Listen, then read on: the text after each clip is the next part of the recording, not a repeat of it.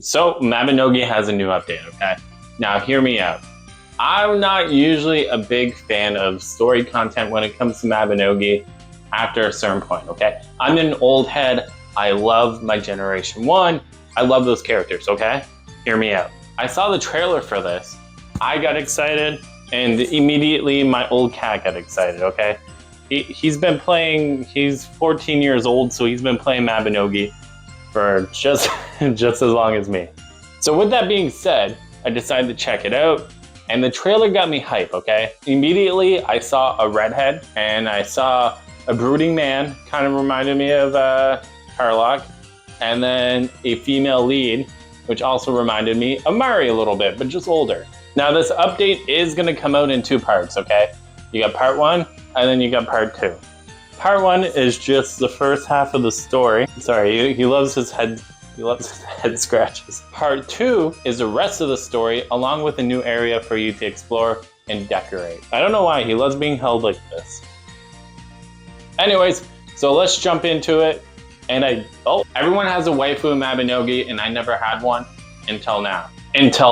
Let's jump into G26 so you can see it all here first.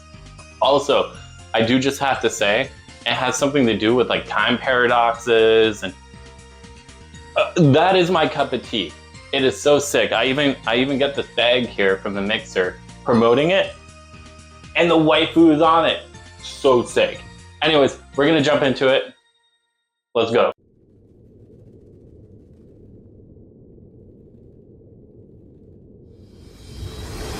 다시 시작된 운명. 시련은 아직 끝나지 않았다.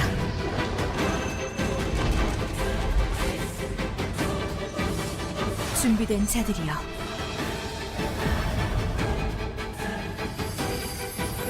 힌디아스의 운명에 맞서라. 마비노기 G26 업데이트. 운명의 바람. 지금 바로 플레이. So right from the start, we're actually greeted by this weird guy approaching us, saying that he would like to talk to us.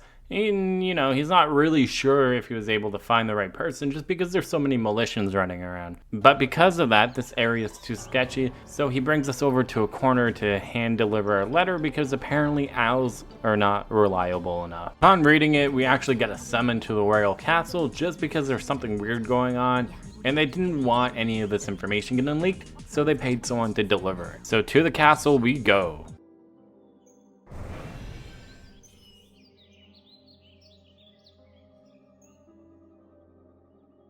On our way to the castle, we actually run into this weird celestial looking like monster, and it is overrunning the city.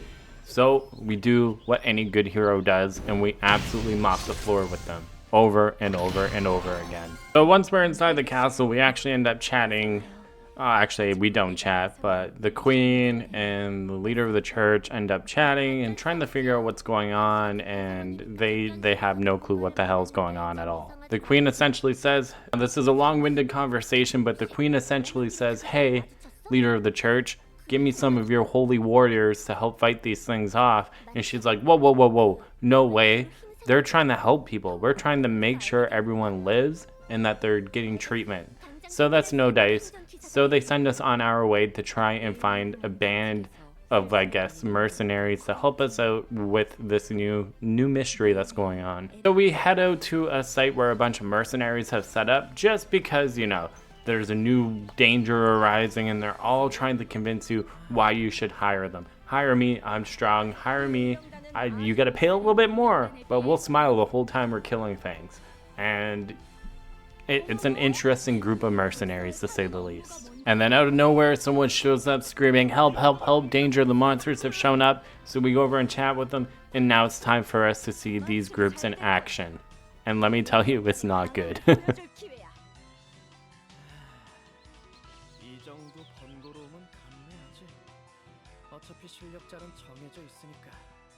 자, 다들 건수 따낼 준비됐죠? 좋은 모습을 보여주는 거예요.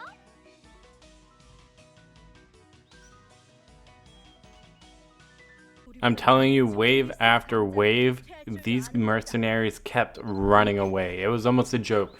So at that point, we realized, hey, These guys aren't really gonna help us save the world, so why the hell are we wasting our time with them?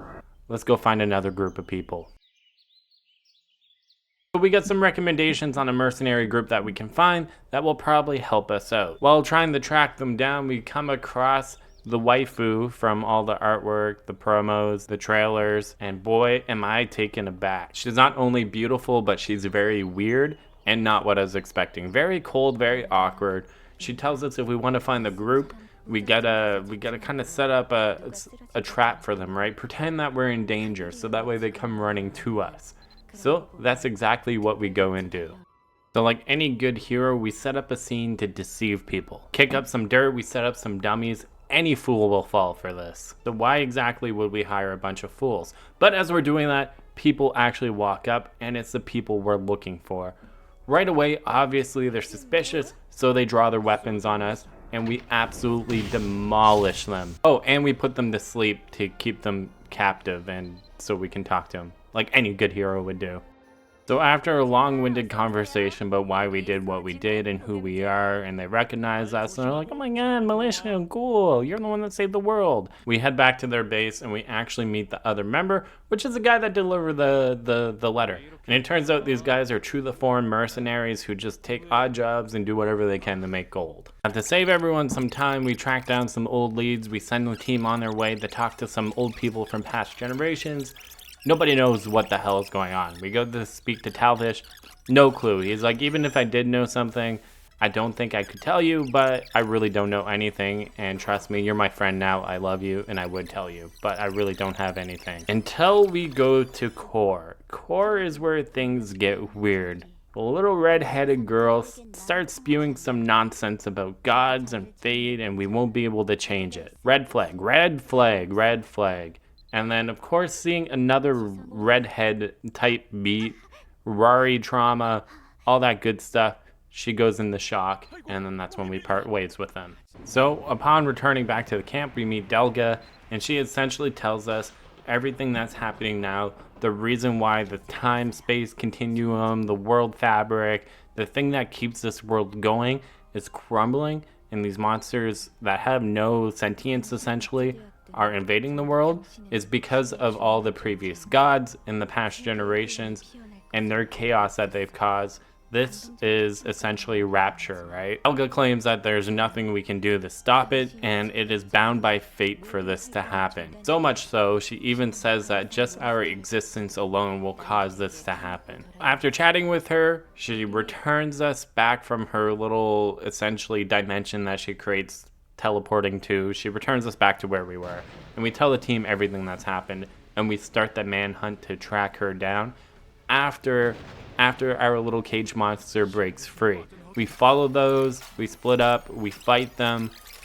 No dice. They are dying, they do die. We're not sure why they're going where they're going. My friend Sifra took a little dip in the water to try and chase it, which is wild. So we returned to Ain because we left her behind because this one mystical divine beast type beat would not die. So when we left her there, we said we'll be back, and now we're back. And then all of a sudden, Delga shows up and freaking takes them hostage.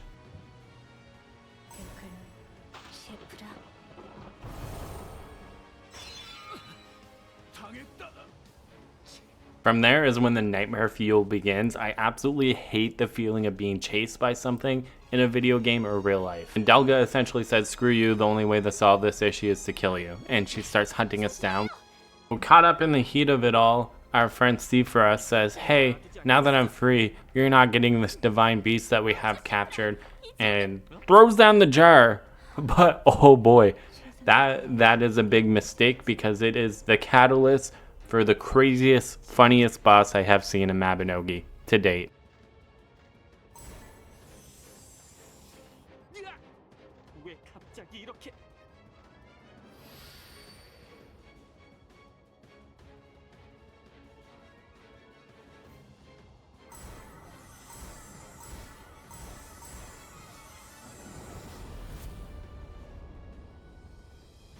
This thing is essentially just a giant Canadian goose that runs around attacking people. That happens in real life. Canadian geese are wild. I went to a park once and oh my god, I can't.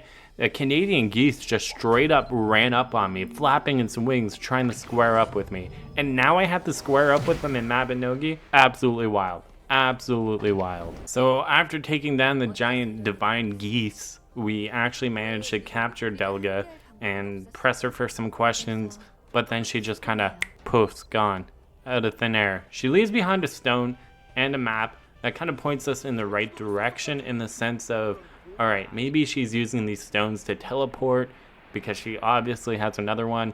Maybe it's kind of like instant transmission, or what is it, Flying Raijin in Naruto. So looking at the map and the information we got about one of the divine beasts that got away, they're actually kind of headed in the direction of Iria. So we head there to get some more information.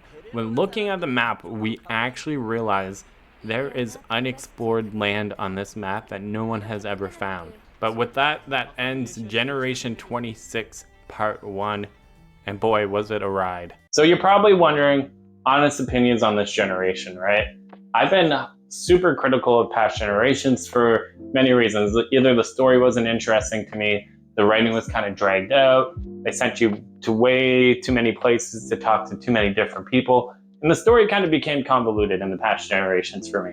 With that being said, if they continue what they're doing here, this generation's really clean, right?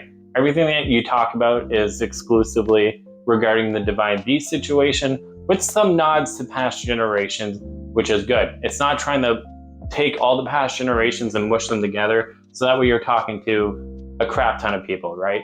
This generation is very well written, very tight knit, and everything I was doing, I felt like it was for a reason and a good purpose. So in terms of new mechanics, they've actually kind of made your mercenary friends follow you throughout content.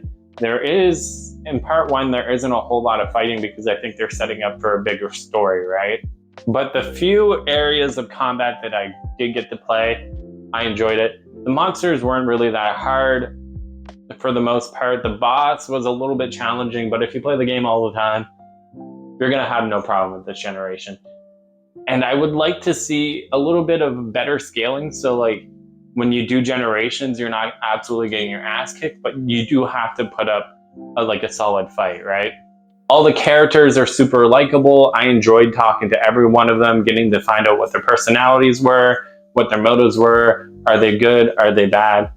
That was top notch. The characters are well written. So sincerely, for part 1, if you haven't played the game and you're on the fence about coming back just for this generation, I would wait until part 2 is out. Full disclosure, wait until part 2 is out. There isn't much content added outside of quality of life updates. Oh my god, as a whole, part 1 and part 2 together is going to be phenomenal. Even part 10 or part 1 right now is like a solid 8 out of 10 for me. I wish it was a little bit longer. Outside of that, I don't really have much complaints. There was like no crappy mini games that you had to do that just made you want to snap your keyboard. Great generation, great start to it. Solid 8 out of 10 in my books, and I look forward to seeing more and all the new content that's coming in part 2. Anyways, thanks for watching. I posted a Megmel mixer video. It's probably going to be right here. My depth perception is off. It's where a bunch of real Mabinogi players in real life get to hang out. So be sure to check that out and take care.